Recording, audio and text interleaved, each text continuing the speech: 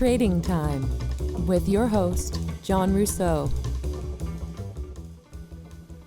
My guest today on Trading Time is a longtime friend. His name's Geoff Orr. This guy is such an amazing craftsman. The stuff I've seen him build over the years is incredible. We're going to do an overview of his career in building, his career in glazing. He has a fabulous glazing company in the South Okanagan, Orr Custom Glazing. Specializes in huge pieces of glass getting installed in buildings, and it's really spectacular to see. We're going to get into the importance of mentorship, the importance of making sure that we're training tradespeople. Geoff's been a mentor to many people over the years on various projects, and he is a good example of a good example. My friend Geoff Orr. Geoff, thank you for joining me today. Thanks for inviting me, John. We've been friends since 2009. Since you got stuck in my shower. Yeah. Yeah. I was tile setting when we first met. You were building a castle up on the hill. That was our introduction. Fuego, as it's known. Right. A building built out of an old supermarket and more. Maybe we start there. Right. We can start there and we can jump ahead and we can jump back from that point, but I think that that's a nice datum. Right. Let's talk a bit about construction. Heavy timber. What do you know about heavy timber and joinery? Well, I've learned a few things about that, John. And I mean, I guess my first heavy timber project, I built a queen size bed, actually. It was a double bunk bed that I built at our ski place. And it was, that was sort of my first time I'd ever really laid my hands on heavy timber. And I shaved down all the edges and put it all together. And it was pretty impactful for me. So my second major heavy timber project was Fuego, which, as you called it, a castle, but I think you need a lot more stone for a castle. I think it's really just imagined.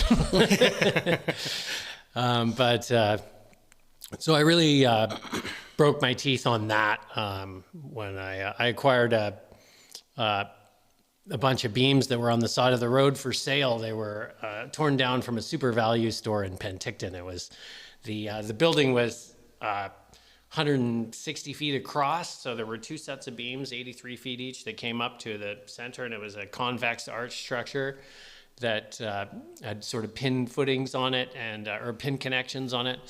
And the ends of the beams had gotten rotten because some water had ingressed, and so they condemned the building, tore it down, and there were all these beams on the side of the road for sale. And that sort of met up with me in that moment because I had just purchased this property in Penticton up on the hill. I was living in a tent. I was trying to decide what I was going to do out there in the middle of nowhere. And I saw these beams on the side of the road for sale. So I went in and carved a deal, and I bought them for a song. And for all of $5,000, there were these 12 glulam beams that were the start of the project. And so from there, I went and I started designing, and I designed about 4 different buildings for that spot before I finally could actually stomach going through with it, till I was comfortable with what I was going into, because I knew it was going to be massive and go on for a while. It went on for a lot longer than expected, but I sanded off a lot of wood, and I built a pretty cool structure, I think you could say. Does that answer your question? Mm-hmm. Yeah, I was up there the other day, and all these years later, it is still such an impressive example of joinery, heavy timber joinery. There are so few buildings that are built in our culture that remain, well, that were relevant at all. You take a look at some of these examples of architecture and these developments that we're putting in there. It's just housing. It's not architecture. Right. But to have a building like what you've designed there, and all of the unions between the land, the bedrock, coming out of the bedrock with these massive pieces of glulam and huge panels of glass, really spectacular. How did the design happen? Well, I was not long out of architecture school. I'd spent some time in on the North Shore in Vancouver, building houses with a contractor down there, and it was kind of my second career as well. So I had a little bit of capital that I could put toward this project, and I learned the thing by doing it myself and doing it with my own money and making my own mistakes and eating them, when it costs you personally, it makes a big difference. Anyways, so you're not trying to cut any corners. I developed a very strong eye for detail, and quite often you have the ability to buy whatever product you want and put it into a place. But in this case, I kind of had the product, and it was more of, what can I create using this? And I guess you could still take it a million different directions. I just wanted to create something unique, and I think ultimately my being a bit of a novice in construction at that point in my life, I wasn't constrained by the rules of the system, I would say. I kind of I didn't see the challenges as being obstacles. I just went the way that I naturally felt that it flowed, and the way that worked. I lived on the land. I lived, as soon as I put the actual structure up, I moved into the building. Like, I was living on the second floor, and there was rain coming in from the side, and I was like, I guess I gotta put a wall up there or something. It was so I got to live on the land and feel all the aspects of it. So I got to feel the wind and the hail and the rain, and because I was there for a full winter before I had even started the project. Learning how to be tough. I had to grow out of my West Van roots and try to figure out what it was like to live in the country, and survive. So when I first moved there, I was like, I dug a trench, put in a septic field, I did all these things just so I had so I could sort of live out there. I guess I could have just done an outhouse, but I actually did build things that were going to be there for a while right away. Yeah. When you look at it, it doesn't look like some buildings you look at and they look like they're from another planet and they're hard to look at. Right. This is not one of those buildings. This is like from another planet, and it's like you can't believe what you're looking at. You're like, this is incredible. Well, I appreciate that. Thanks, John. Well, I know that you know that too, and you've had a lot of similar accolades from other people saying as much. It is such a massive collection of reclaimed material. Mm-hmm. And I know that when we were putting things together there, you were saying, and this beam came out of the Oliver High School, or this beam came out of the old folks home, or wherever else. Yeah. Like, you just collected a lot of material that had been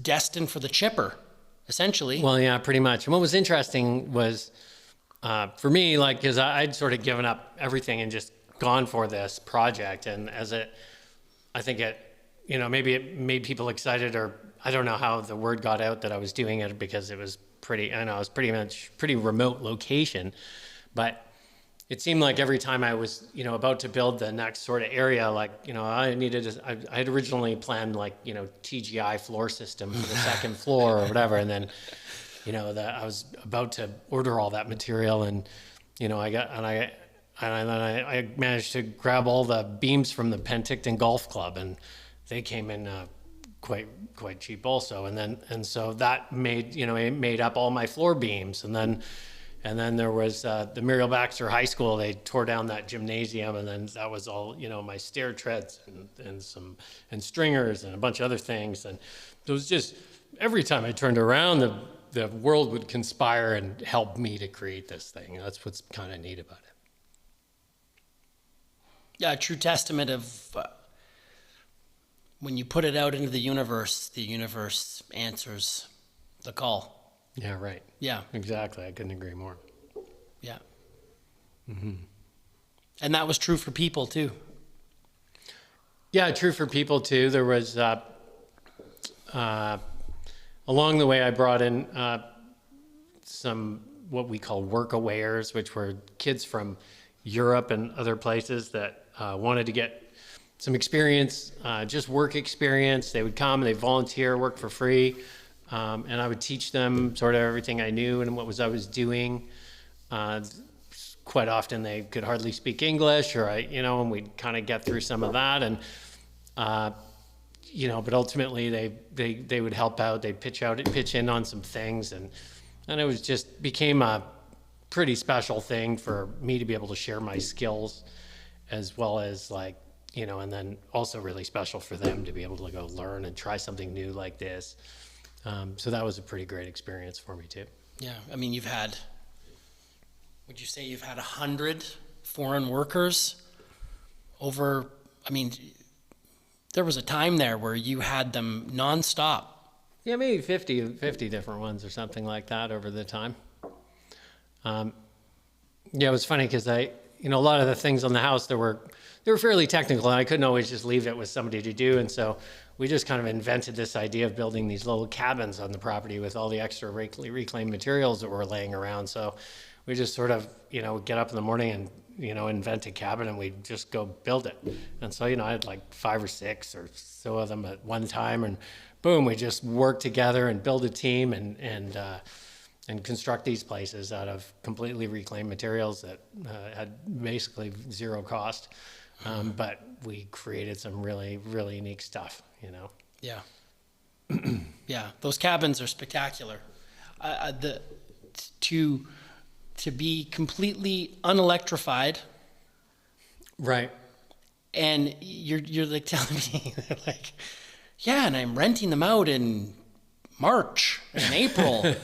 And I'm like, it's still winter up here at that time. You have people wanting to sleep in these remote locations. Right. They're so spectacular. Right. And they're just really just wood and glass and a bed. And there's really, there's no power, there's no plumbing, there's no electricity, there's nothing going on except for that. And there's just a beautiful view. And, the deer come up and pretty much lick the windows in the morning, It's just, you're out there. And I think so many people really just have never experienced that. And it's kind of, for me, it's actually giving people a taste of what it was like when I first moved there for the first few years, and I was I built a little cabana shed that was no bigger than these cabins. And although these cabins are way better sealed than that was, because the wind just went through, but I just had this, all reclaimed glass windows in the front, and I got to live there and just experience nature in the middle of nowhere. And people appreciate that, and they love it, and they love to disconnect, and they go for it. It's great. And for us, it's special for me to share my place and the creation, and people appreciate that too. Spectacular location. I like what you said about how you wanted to give people the experience that you had when you first moved up there, because that is it's such a nice remote spot, dark, city view, lake view. Mm-hmm. It's an extreme location. Yeah, it's not even easy. It's not even easy to get to either. No. So it's our success with it. It's been, it's been great. It's been inspiring for me for sure. So one of the things that I'm trying to bring awareness to, a couple of different things from a provincial perspective. One of them that has been a really hot topic is the effects of the Airbnbs. Oh yeah. On our people like to blame the affordability crisis on the fact that people are buying these units for short-term rental purposes and taking them out of out of the housing supply, essentially, and just using them for tourist locations and accommodation. You had to go through quite an incredible amount of bureaucracy in order to bring these cabins up to compliance with the regional district. And after all of that, now they're talking about doing away with the ability for you to use these cabins as guest accommodation. Why don't you shed some light on that? Let's hear your perspective on this. Well, you're really baiting me on this whole short-term rental thing, John. And I'm going to take the bait on this one. So, yeah, I mean, looking back, I mean, when I built the cabins, I didn't really have a short-term rental idea in my mind at all. I built them just so that some of these foreigners could stay in them and volunteer when they came. And so it was just a crash pad out there for them to stay in. And then, once we did it, I was like, oh, geez, look at this Airbnb thing. Maybe we should just try this out. So we threw one up on Airbnb, and wouldn't you know, like before I woke up the next morning, the thing had booked, and I'm like, oh my God, like we got to finish these things. And so we jumped on these things, got them finished, and we rented them for $50 a night or whatever when we started, and that was fun. And so we ran them for a few years before the district got wise to it and came out and put big red signs on them that said, do not occupy, and $10,000 fines and all that sort of stuff, which what made that worse was that there were actually people staying in the cabins in that moment. So that's that really was special. Unbelievable. Yeah.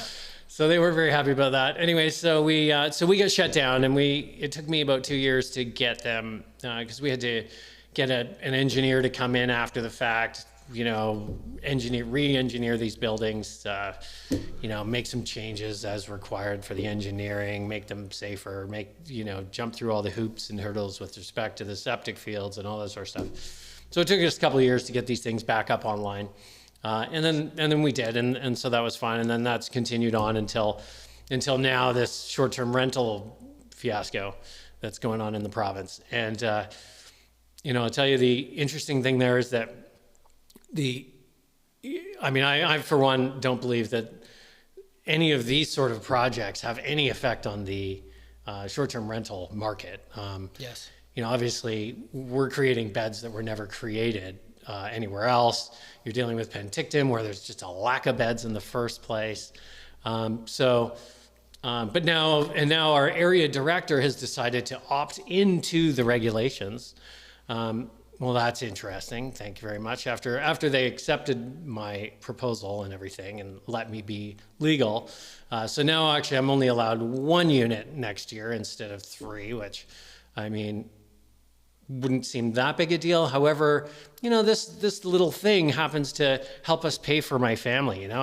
We're homeschooling our daughter, so we got a lot of activities and things we got to put her in.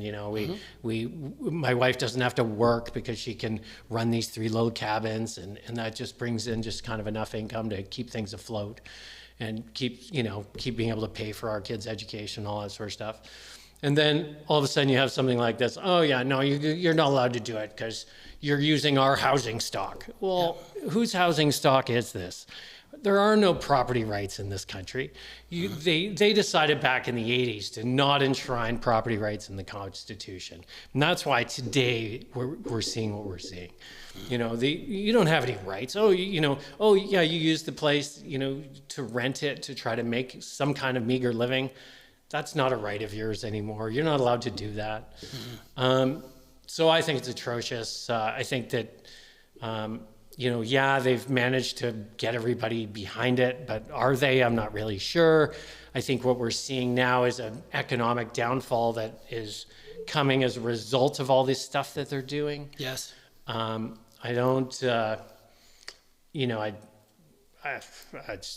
mind-boggling to me that they can just mess around with your livelihood on things that were completely legal and right 6 months ago are now illegal and can't be done because they've screwed up the system. Yes, that's right. That's really ultimately what's happened here.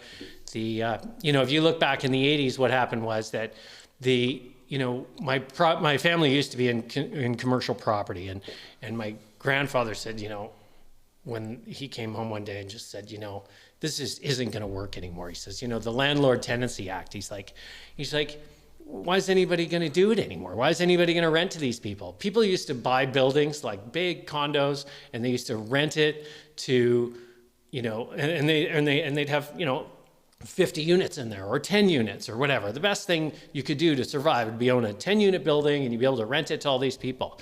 Well, as soon as they put in the Landlord Tenancy Act and did all that sort of stuff, everyone said, well, maybe we don't want to do that anymore. So they took the buildings and then they sold them off as condos. So they took them out. They no longer were rental buildings. So that's why there are no more rental buildings. So that was the beginning of it. And that was a long time ago. And then this process has just continued on. So with eroding the rights of the landlords and making it impossible and infeasible to even be in the business. Because if now you're in a position where you can't get rid of somebody. Why would I even think about renting it to somebody? I'm not going to rent it. I'm just going to sell it. I'm going to leave the country. I'm going to go somewhere else. I'm going to take my money and I'm going to be gone. Yep. And that's what we're seeing now. Yeah, it is. And the greater effect that we're seeing there, it's going to hit every part of the economy. So I think we can expect to see that. So that was taking the bait, John. And but I think that allowing people to be able to do these sort of things that I've done could really be great for, it's great for the younger families, people who want to try to, get a little bit of side income in their life, or, you know what I mean? Like how else can you make money simply in life without having to hold down a job and work 9 to 5 or 7 to 10 or whatever it is, yes. Or 1 million hours to try to pay for the thing, if you can't have these sort of little businesses. And so the problem I see is that they're kind of just stopping you from what was one of the easier things for somebody to be able to do, even if you're just renting a place out for a month while you go away, these sort of things, a lot of these things are just becoming so much more challenging that I have a definite bone to pick with this government. Yeah. So they created the problem. Right, and then they blamed it on us. Then they blame it on the people that are being productive. Right. And creating a market. Because that's what you've done. Right? Yeah. You've created a market for yourself. Exactly. And as a result of that, you've been able to expand your family and expand your business and buy things, spend money into the economy. When these people show up to stay in these suites, right?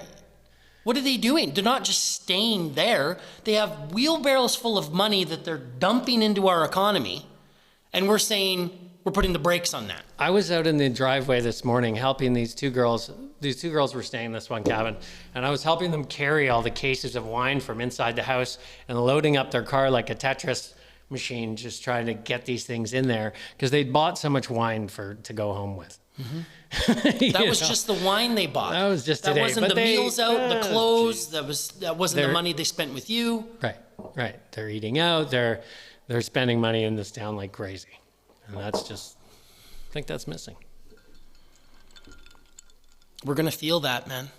These are really unintelligent political decisions, and just because we have a housing supply issue, which is a result of the fact that we have an availability of land issue, which was further exacerbated by too much zoning regulation, which is then further fueled by the fact that we haven't been supporting the trades for the last 30 years in our province or country.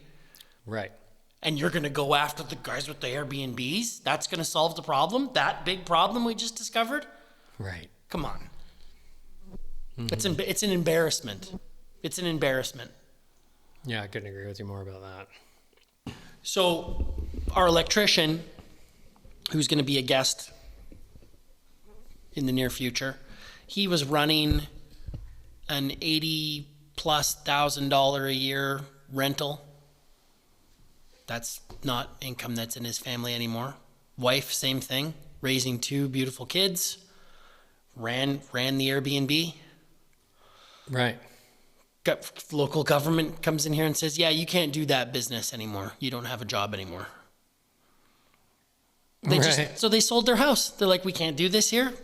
Selling our house. Bye. Right.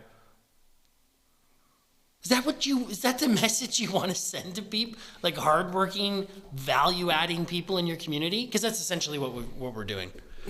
We don't need you here. Right. These are the people that are building the houses that we need in order to meet this shortfall. Uh-huh. You know, you think, like, where do they think this money's going? Right. It's going into the housing market. It's paying our mortgages. Absolutely.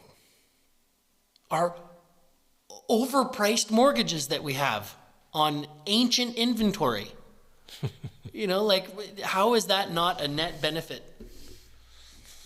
That's terrifying. Yeah. Yeah, and you see it everywhere. And I don't know, I guess the very wealthy people don't really care. They're just like, oh, well, we'll just pay whatever fees we have to. We'll just keep it for ourselves. They're not putting it back in the housing stock anyways. I suppose your electrician sold it, so somebody could have bought it and bought this housing stock. I mean, if we're trying to just create a massive housing implosion, then perhaps this is one way to do it. But to target one group and absolutely destroy them economically is, it's just pretty mind-blowing to me. Yeah, absolutely. We've seen other examples of government do this in the last few years, shut vast sectors of the economy down and expect things to run the way they did. Mm-hmm. This is just another example of the idiocy of that. I don't know how this is going to play out. I don't like it, though. I don't like the sounds of it. And the other thing is, I don't, like you mentioned to your area director, like, how many people do you think they talked to about this? Did they talk to you about it? Do you know what I mean? Like, yeah. Because it's very easy for them to go into their mapping of their region and just go, okay, well, how many of my constituents is this going to affect? Mm-hmm. Maybe I should reach out to 5 of them. Right. Hi, I'm your area director. We're thinking about adopting this policy, and it's not. I know. Oh, and they can say that they did that because they posted it on their website somewhere on the back page, right? Mm-hmm. And it's your responsibility to check in with them and tell them how you think. But like, the door-to-door aspect of policy making should have probably been implemented a little bit better here. Yeah, I'm not sure how exactly.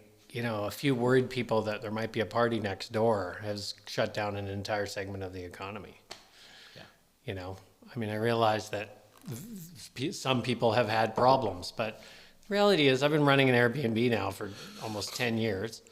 I haven't had a single complaint from anybody. The thing just operates absolutely smoothly. That's right. And they shut you down anyways. I mean, it's... Yeah, you're a good example of a good example. Mm-hmm. Yeah. Yeah. No, it's a sad state of affairs. I'm not sure what we're going to do about that. But hopefully a new government might change their mind on these things. I'm not sure what's going to happen next. Yeah, that is a question I've asked myself, is like, at what point do things become so ridiculous that you end up running to be that chair? Right. That area director, you know? At what point are people so worked up about it, they're just like, we need some new directors in our municipality. John, right? We're Canadians. We're much too nice. We don't actually stand up for ourselves. We just get run over by the government and run over by people all over the place. So I don't really, it's so Canadian to just, oh, okay, I'll just sell it and go do something else. I'll just sell. It was his family's house. His dad built this house in the 90s. Right, yeah. He grew up in this house. Mm-hmm. So we'll just sell the family house because now we can't afford to live there because they've shut our business down. Right. I mean, I'm with you, John. I'd like to see people standing up. I'd like to see people, taking to the streets and trying to stand up for what we believe in. But we're dealing with a pretty divided, a fairly divided electorate. And I think that we're in a situation now that, this government has hired hundreds of thousands of people who now have jobs, but everybody's working for the government now. So I suppose they're buying those votes too, aren't they? Yeah, that's right. Those people, I guess, are going to vote for their jobs, but the people who are entrepreneurs who are independent, who are, just trying to survive, it just gets a lot harder for all those people. Geoff, you started in Vancouver with a product which I think is interesting because I like to design chairs. And I found out that you're a chair designer too. Oh, right. You designed a product. Yeah, it was called the Microsphere. The Microsphere was a computer workstation that allowed you to basically adjust your chair. It had armrests that went up and down, and a neck rest and a leg rest, and you could get into whatever comfortable position you could, or whatever way you wanted to be able to work. And then all the computer peripherals were on like a post that would swivel into you in whatever position. So you could take the monitor up and down, and you could adjust these things. And by the way, you could adjust your monitor. It wasn't like today. You could adjust your 23-inch CRT screen, that was 250 pounds on this thing, and be able to go up and down and move it around or throw it out of the way or whatever. So it was it was a pretty interesting project that I partnered with 4 buddies, and one of them was an engineer, another one was a pretty famous product designer, and then a tech guy, and another engineer, and we built all these little prototypes, and we launched this computer chair, if you will. And it was a pretty cool thing. We launched it at Comdex in Las Vegas, which is the biggest computer trade show in the world. The guy on CNN sitting in the thing saying how wonderful it was. It was a really trippy time for us. We got a whole bunch of orders, and that was all pretty exciting. It was definitely one of the big learning curves in my career, as bringing a product to market can be challenging. We had warranty claims, and now we got these products all over the country that have problems, and that were from the manufacturer, but who was responsible, and so on and so forth. So it was really, I got my stripes in building a company back then. That's for sure. Yeah, that was the Microsphere. So like a trading chair was there? Trading, computer gaming. It was the thing. It was like we were just at the advent of computers. Really, this was back in the 90s, and so it was just obvious that all these people were suffering from carpal tunnel and all these other work-related problems from sitting in the computer 100% of their day all the time. And they needed an alternative to that. So that was why we launched the Microsphere. Cool. Yeah. We've worked together a lot on a new product that we're launching, our tilt and turn and lift and slide door assemblies. You are an integral part of our glass design. You add a lot of value to our glass program. And the amount of glass work that you've done locally is prolific. I want to talk about the building that you did for F2A, our partners in construction. I want to talk about that ridiculous glazing assembly that you did for the Lieutenant Governor House. Oh, that was a neat project. Yeah. The architects on that one gave me a call and just said, "Hey, here's sort of what we think we want to do. They wanted to connect these two buildings with a glass sort of breezeway over top of bedrock that was sloping sort of down this hill." And so I thought, well, okay, I've kind of over the years, I've gotten a bit of a reputation for doing some of the stuff that's pretty far out there. And the further out there, my building design company was called Far Out Developments. So the further out there it was, the more likely and more excited I was to do it. I think the more boring it is, the more I'm definitely going to be charging, because I just don't even want to do the boring stuff, So this job was just right up my alley.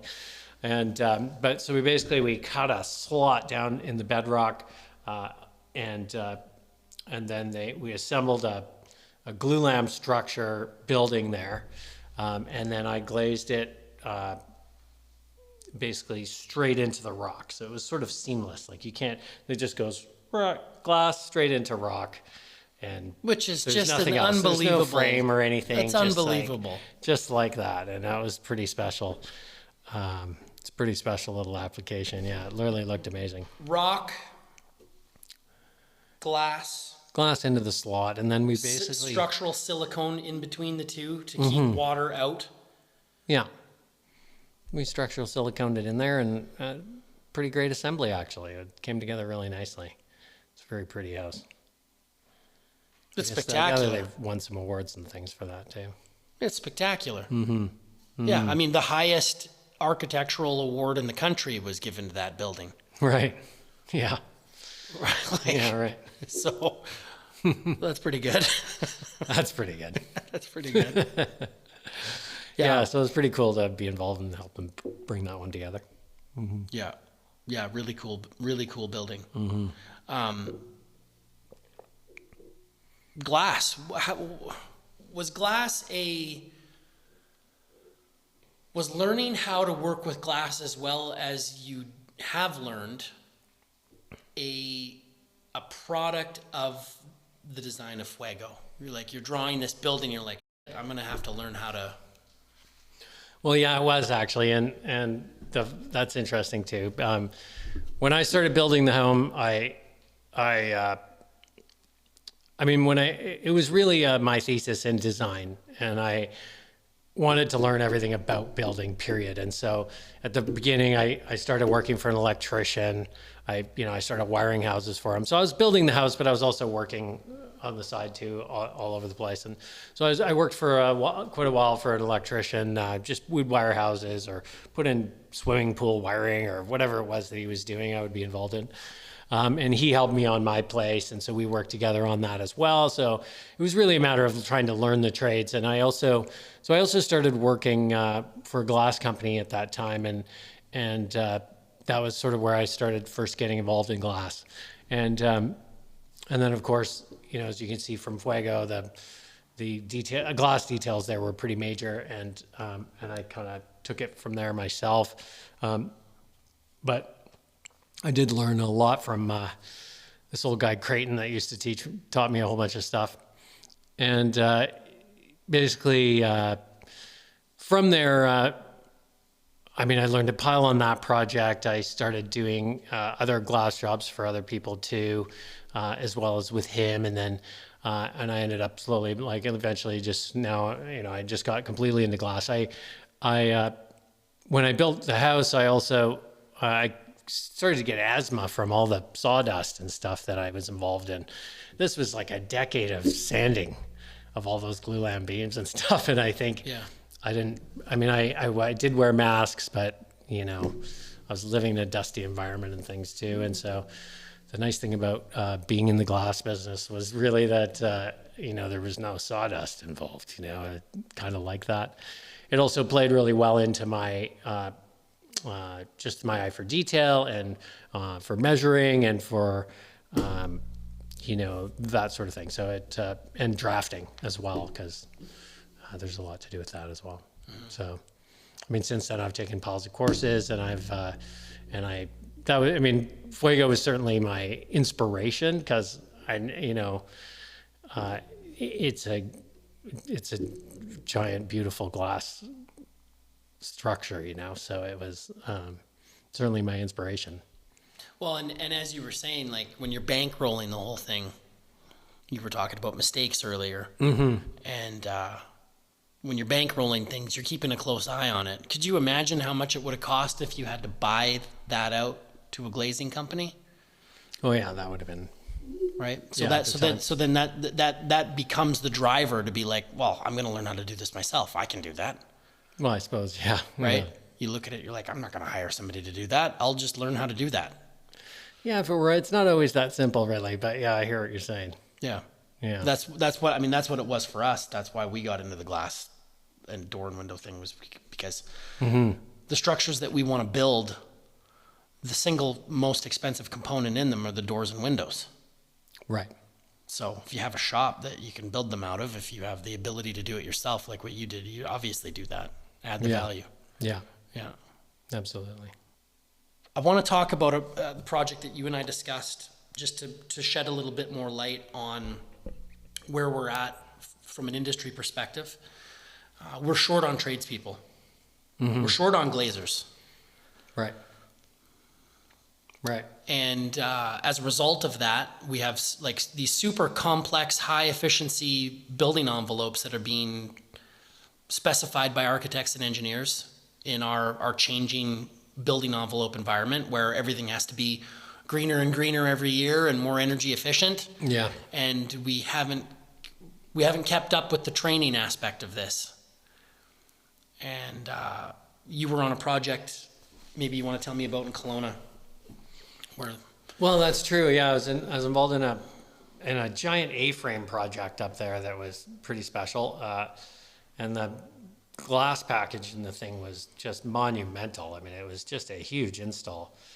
I was brought in because I specialize in sort of the massive format stuff. So if you want to put in, if you wanted to put this thing in one piece, you'd probably call me up because I have all the equipment to be able to install that with a crane and be able to lift it in. I've got these vacuum lifting suction cup devices and whatnot to be able to do pretty heavy loads. And so they phoned me up and asked me if I'd come help on this project. And I went up there and I get there and the glazing crew on the site, like none of them spoke English. They were all Iranian. They were from Toronto, but some of them were fairly fresh off the boat, I think, too. But they were from Toronto. But the interesting thing was, like, this is a project in Kelowna, and when I talked to the architects about it, they said, the next best closest bid was like just nowhere near these guys. And the bids they were getting for supply and install on this project was like over $1 million in glass. To do this project, and so these guys they bought the stuff. The product came from Dubai. Wow! They bought the product from Dubai. The windows, the whole thing, the glass. Well, I think the glass came from Canada, but actually all the frames, all the openers, all that sort of stuff, everything came from Dubai. And then they brought the team to install them. They brought them from Toronto. And I'm just going like, how is that possible? Like, and I think you nailed it directly, John. Like, there just isn't the training that there should have been. I think that a lot of that is too many people who did arts degrees. Yeah. People just stuck them in university and they never actually learned how to do much. I mean, they learned how to think. This was the idea. This was the theory. You're going to go get an arts degree. You're going to learn how to think. Okay, that's fine. But there's definitely been a lack of training for skilled tradespeople. And now you got all the old guys who knew how to do stuff, who could sort all these sort of applications out, or they're all retiring. And they're just done. They've done it long enough. They're selling their business. They're out the door. So you don't have these guys as mentors anymore. You don't have these guys to talk to. You certainly can't find these guys to hire. So what have you got? You got super complex building envelopes that require super skilled people, and you've got nobody to do it because you got nobody to do it. You got nobody to do it. That's right. You got nobody to do it. So now you end up, it gets installed by some kid who's 23 that, shows up half lit in the morning and doesn't really know what he's doing and does an okay job. But, the failures on these things, they don't come out for a lot of years and you don't maybe see them on the surface, but it's the product quality on everything goes down. You have you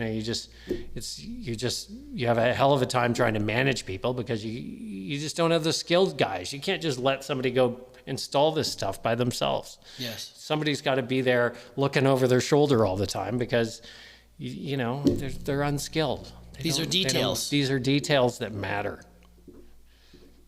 The details matter. That's the reality. I want to highlight something else that you brought up about, and we do this too often, and I think it has major consequences economically.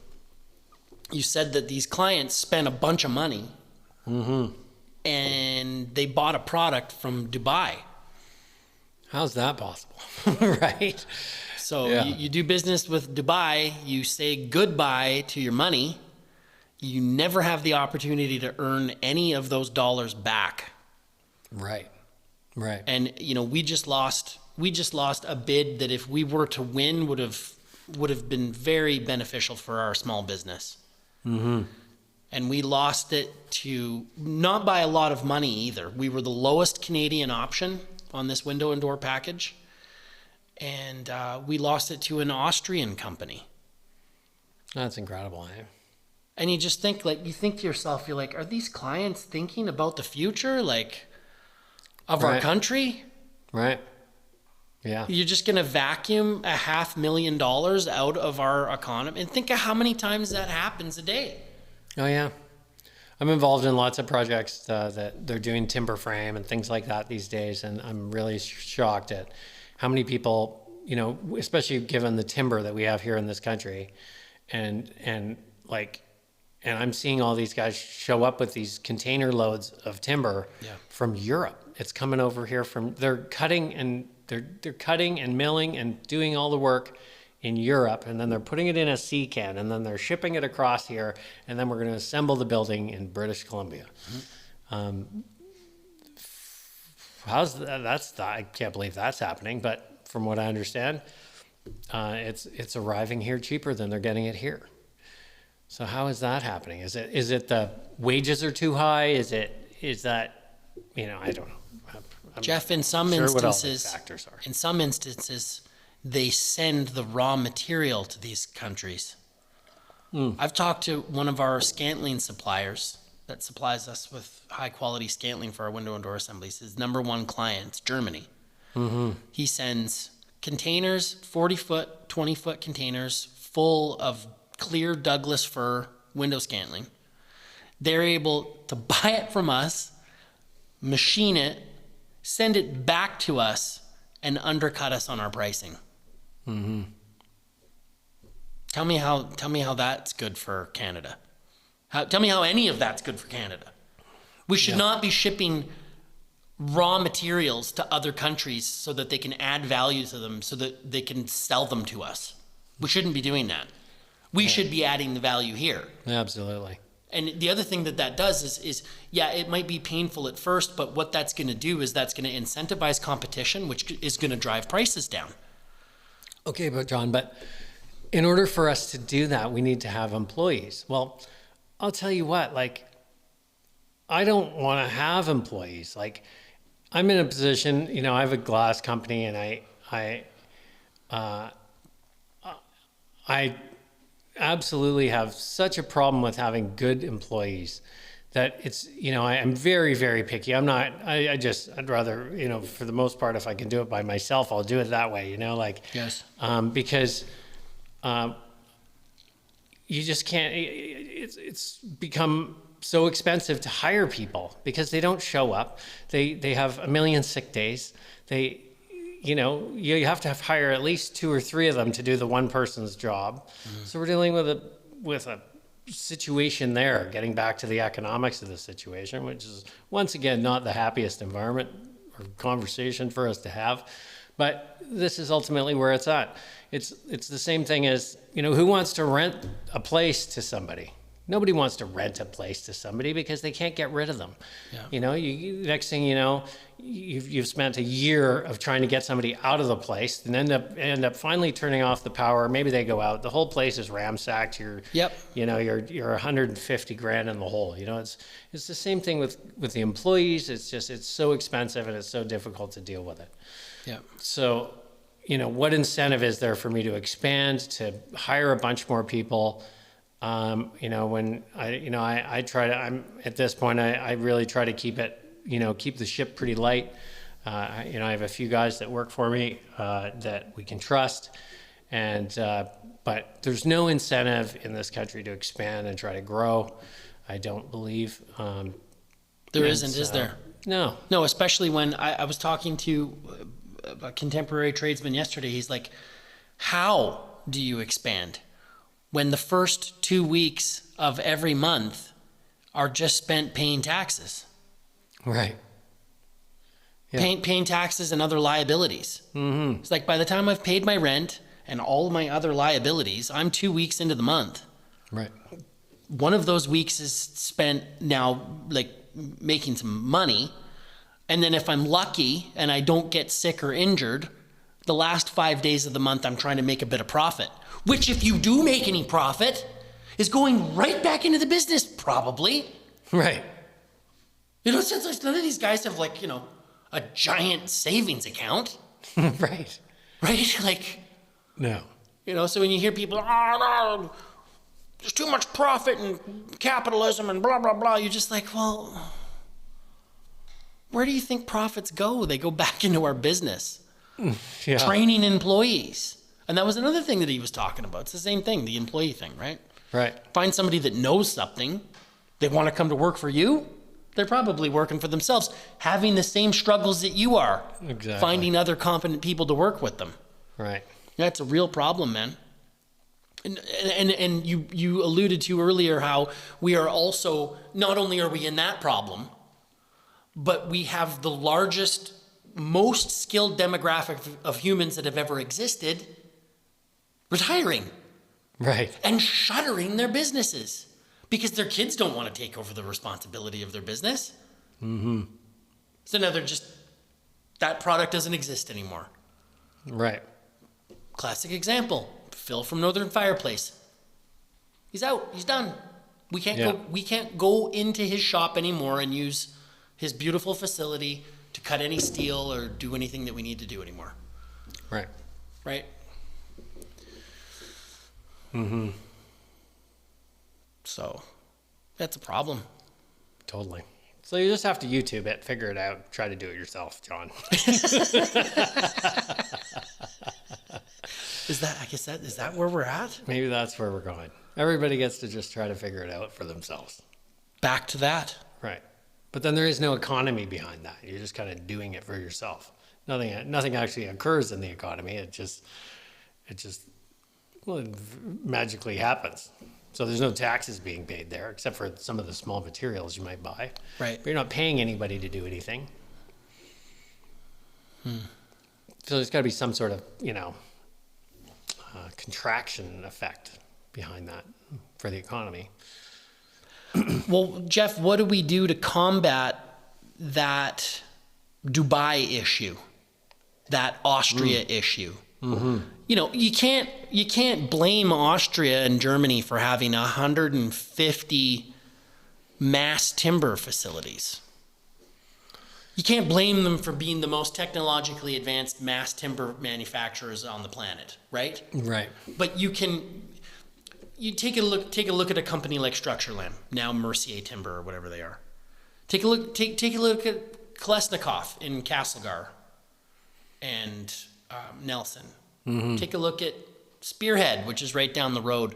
Like, those are three examples, right? Structurecraft, another great example in our province. We should have 100 businesses like that. Yeah. Look at the size of the resource base that we have in comparison to Austria. Look at just the land mass. Yeah, absolutely. Let alone all the trees that we have. Right. So then I'd look to the headlines. The conservative government, the federal conservatives, are looking at putting 100% tariff on imported electric cars from China.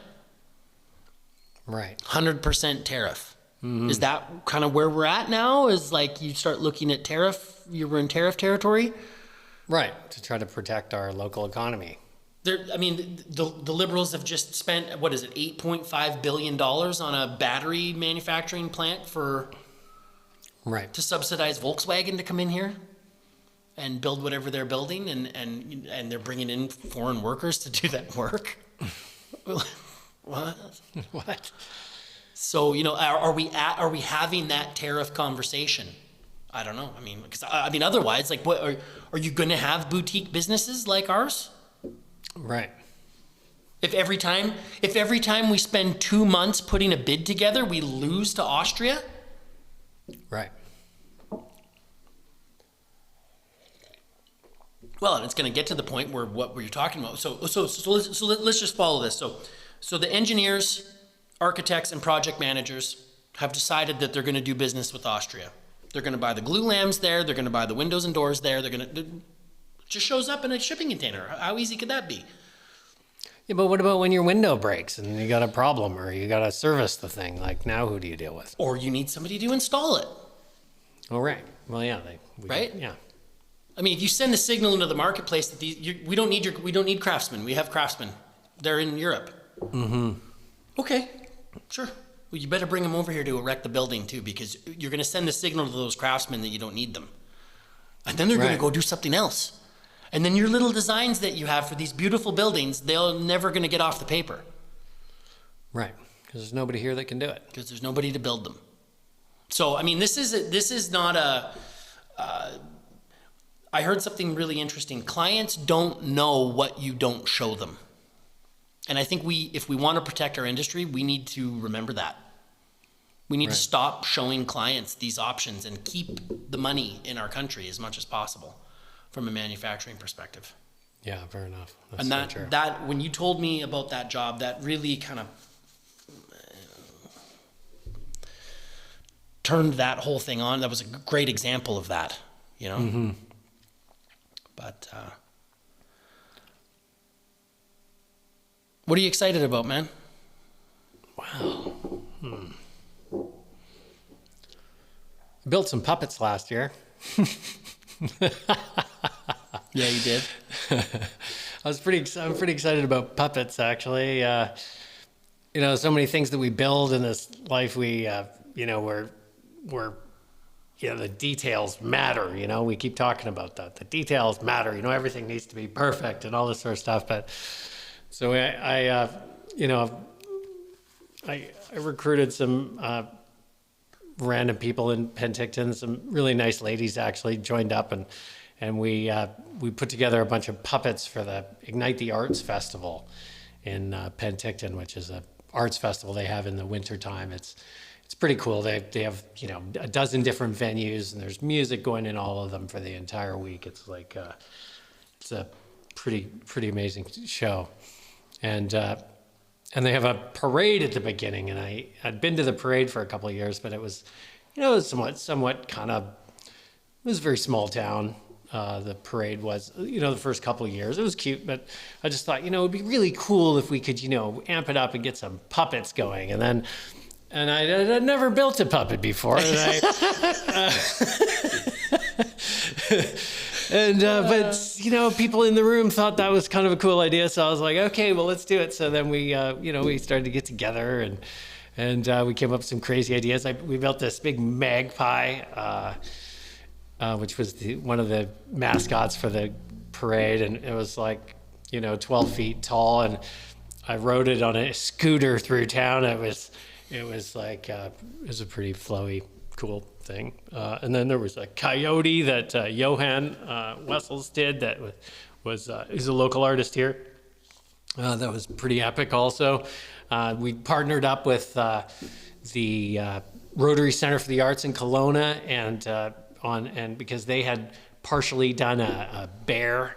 And so we finished the bear for them, and it was like this 14-foot grizzly bear thing that ran around in the parade too with these wobbly arms and things, and it was super cool. And you know what, that whole thing just like it really gave me hope for society and gave me hope for community and the future. And I don't know how we get our heads off of the economic problems and all these other problems, but if we all just build some more puppets, we'll probably be better off.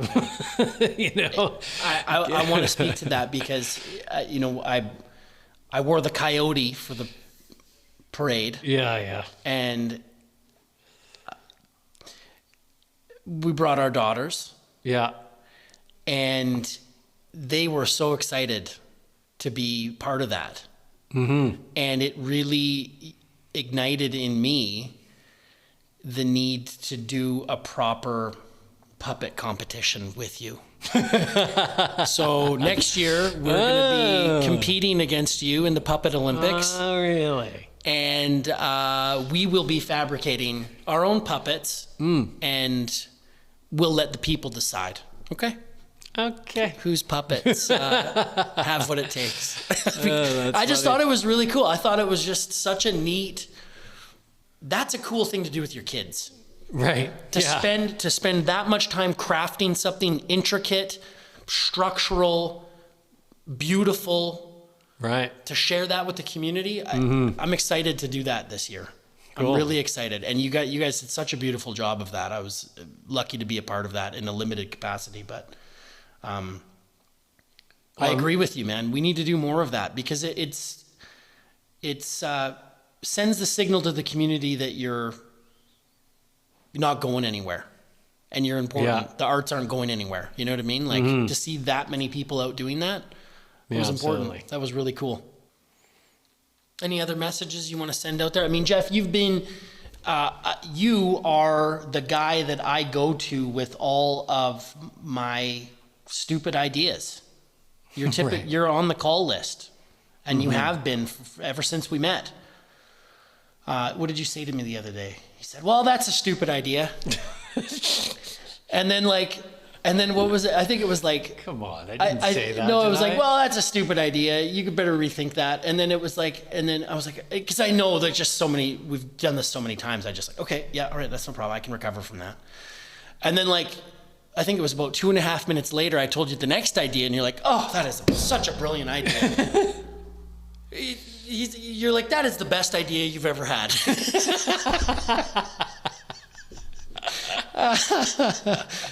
And then later in the day, you were thinking about it, and you texted me, and you're like, "Oh, can you do this idea in this color?" And I'm like, "Yes, it is a good idea. I got him."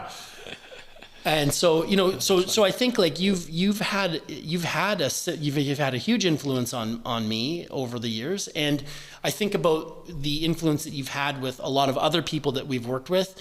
Mike Apolsky, my main carpenter, working out in Naramata. You guys are super close, and the work that you've done together, and then I think all the workawares that you've influenced over the years as well, and people you've taught.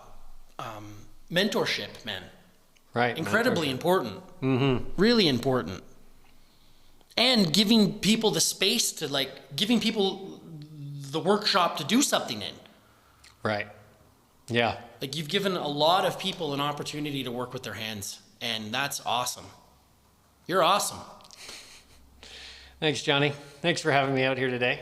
Yeah, Appreciate man. it. Yeah, keep it up. And it's great to rap about the whole situation. Yeah. Cool. Thanks, Geoff. Cheers. Cheers, man.